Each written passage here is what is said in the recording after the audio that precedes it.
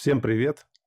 Сегодня я хочу вам рассказать, как приготовить очень дешевое, красивое и постное блюдо суп-пюре. И вот какие ингредиенты я для этого использовал. Грибы-шампиньоны 400 граммов, одна луковица средняя, специи, соль, мускатный орех и смесь перцев.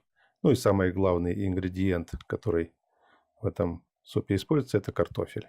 Первым делом нарезаю лук, можно крупно, можно мелко.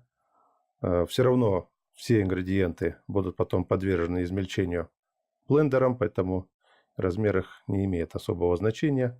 Наливаю 1,5 ложки растительного масла в кастрюлю и отправляю туда томиться лук. В это время чищу грибы и их тоже нарезаю не очень мелко и не очень крупно.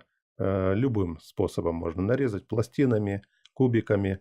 Все равно это, как я уже говорил, будет измельчаться затем. Несколько пластинок гриба я оставляю для украшения супа. Я нарезал грибы, добавляю все грибы к луку и продолжаю томить. В это время измельчаю картофель на кубики и тоже готовлю его к отправке в смесь. Пока все это готовится, подписывайтесь на канал, жмите на колокольчик, ставьте лайки, если не жалко. Картофель я добавил к смеси и накрыл крышкой, чтобы довести до готовности.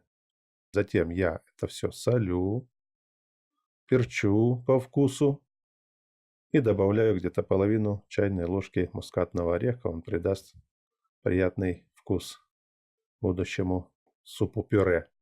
Перемешиваю и даю еще немного потомиться, а в это время я готовлю украшение. Часть гриба я оставил для того, чтобы затем вот таким образом поджарить.